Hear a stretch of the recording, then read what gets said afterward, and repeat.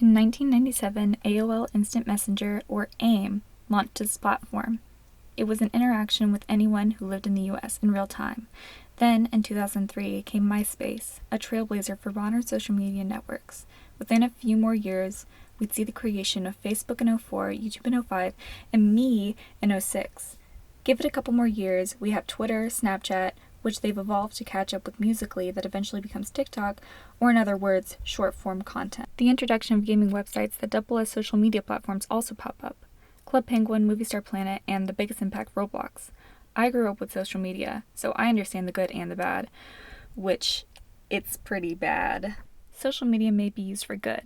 It can create a connectedness with people who otherwise would have never met. But on the flip side, social media can weaken attention span, social and cognitive reasoning, and, as I know personally, can create safety concerns. Social media has proved time and time again to have negative effects on social and cognitive reasoning.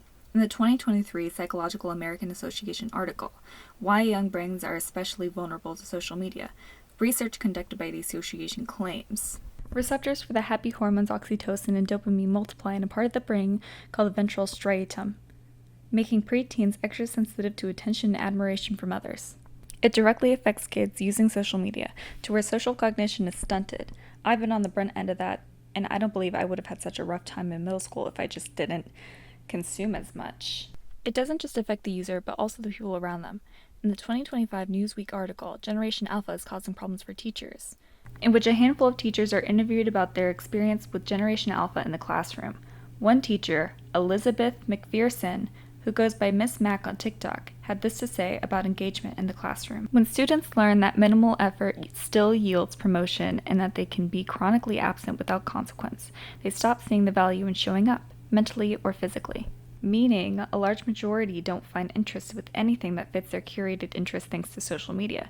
She also states, unlimited access to knowledge is a gift, but with that gift comes at a cost, instant gratification, that makes it hard for students to commit to learning processes that are slow, complex, or challenging. Generation Alpha, a generation brought up with social media that we now understand to have negative impacts on the brain, shows another fault: short attention spans, uninterest, and cognitive fog. What I've covered so far makes the threat of social media sound stationary, but that threat comes in the form of quick and loud videos that stunt the user. But that's only one side. Unsupervised access to social media and platforms can create safety concerns. In the 2022 New York Times article, The U.S., His Site Has Been Linked to Massacres, in Japan He's a Star, it's written as follows. 4chan's current owner, Hiroyuki Nishimura, explains his stance on social media as to not control it and, in fact, would rather his platform be a place where he states it would be for more interesting things to happen there, even bad things. This sentiment leads itself to minimal, if no moderation, leading to 4chan having birthed the QAnon movement and helped radicalize mass shooters, including the white supremacist who carried out the massacre last spring in Buffalo. With no moderation and a platform for the worst types of discussion to breed, it can only lead to disaster. As a kid with little supervision online, I've been exposed to these forums, especially in 4chan. I can say it's difficult to navigate without knowing what you're looking for, but an accidental search or a curious click is detrimental. But at least it doesn't advertise itself as kid-friendly. In the 2025 New York Times article, Roblox sued for wrongful death after teenager suicide, which author Eli Tan wrote.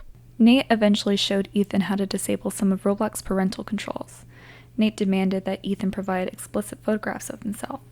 Ethan complied after Nate threatened to publicly share these conversations. In April 2024, 4 months after telling his mother about Nate, Ethan killed himself. Roblox is a children's gaming and social platform where anyone of any age can make an account. Nate was 15 years old when this happened.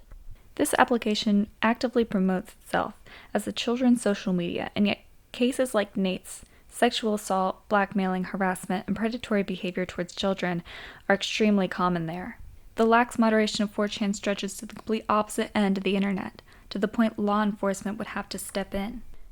It's a heavy topic, and even though it's undeniable that tragedy happens at the hands of unsupervised internet access, people wouldn't make the connections with others they couldn't before.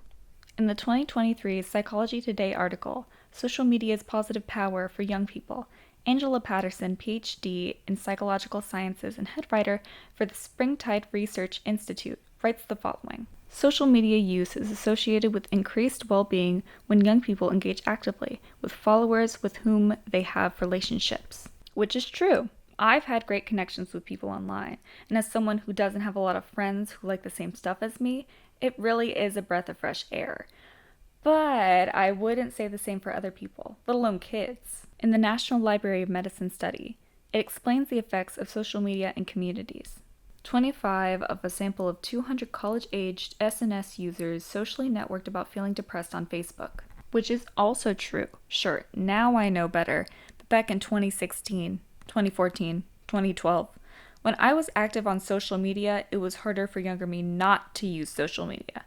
It was stimulating. Everything I could want was given to me via socials. It was a cycle I couldn't break because I was 6. So yeah, it can be beneficial if everything lines up perfectly. If a kid isn't naive, like how kids are famously. With children passively consuming harmful material to pique interest and to constantly feed on harsher things. For kids to consume content they have no business consuming and websites doing what looks to be virtually nothing. Social media, ever since I was a kid, is a growing detriment where the cons severely outweigh the pros.